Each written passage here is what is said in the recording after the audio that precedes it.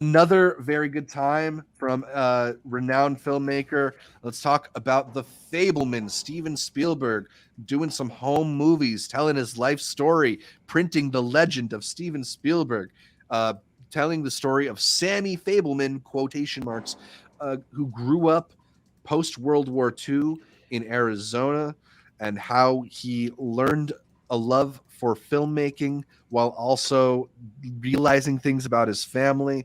This is a really cool portrait, not just of being a young artist and having a dream, but also just sort of looking back at your own life and how the things you go through sort of build the character that you become.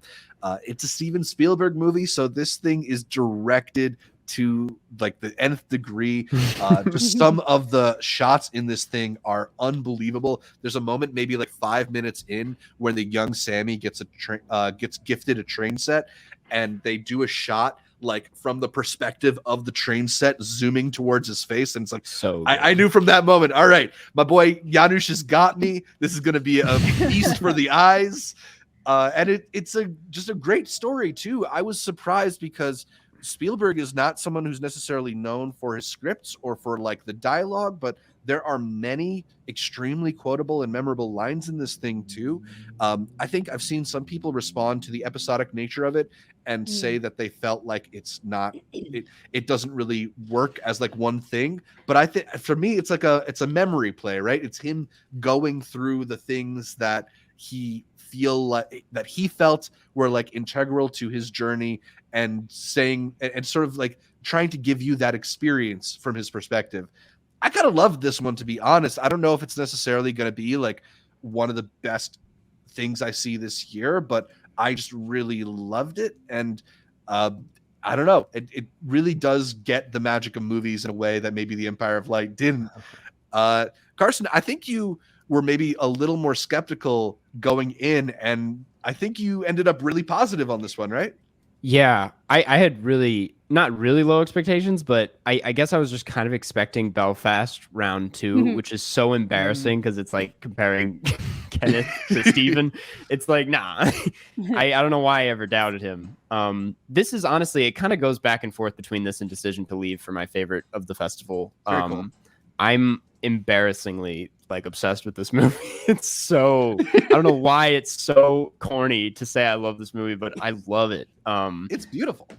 It's like the first movie about movies that like kind of gets it, and not only just movies but like filmmaking. And Yes. I love how it's kind of just about this boy like trying, like being thrown all these situations in life where he doesn't have like any control of anything, and like how film is the one space where he's like, I can make this my own thing, and like I can take like the high school thing. I think is such a great example, but also like everything with Michelle Williams' character and his mom is just really sad and hard to watch. But like, God, it's yeah, everything about this worked for me. It's beautifully shot. The ending, which I will not say a word about, is amazing. Is probably the best ending of like the last 5 years. Mm-hmm. It's just like, oh man, everything about it. I loved the episodic thing about like the whole like, it's kind of just a memoir, really. Yeah. I don't know. I was really moved, and the worst part about it is the poster. I know some people love the poster. I think it needs a new poster, but yeah. Yeah. That's my take. What about you, Amanda?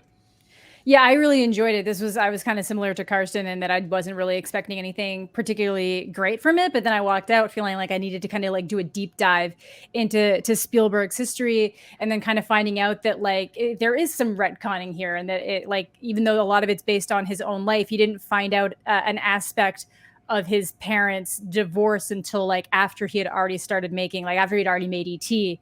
and stuff like that. And then it actually took like Catch Me If You Can was actually the response to him finding out some things. Like it was just really interesting to look into different aspects of his history and how it informs how he would portray different characters on screen or different aspects of a story. And now having all of that hindsight to be able to kind of tell the story around like a loosely adapted version of his own life, and how that might have affected his filmmaking going forward, and just like the trajectory of his life in general.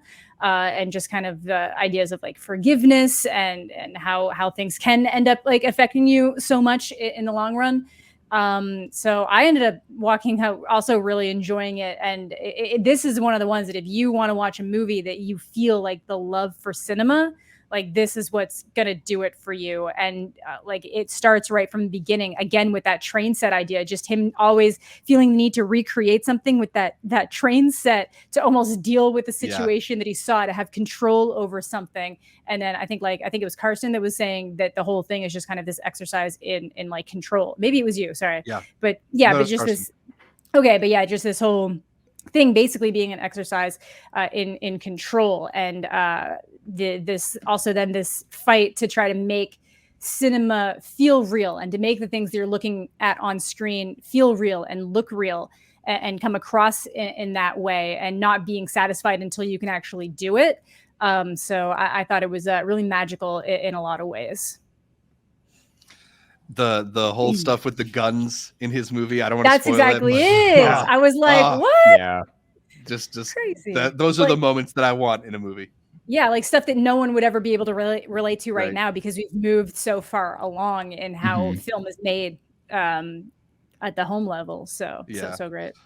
It was funny in the Q&As after, he was saying how the movies they make were like the movies he made, but he made sure they were more polished this time.